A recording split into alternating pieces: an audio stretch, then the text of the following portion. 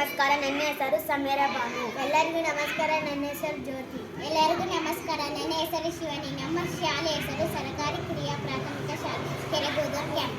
7ನೇ ಸ್ವಾತಂತ್ರ್ಯದ ಹಣತೆ. ಈ ಪದ್ಯವನ್ನು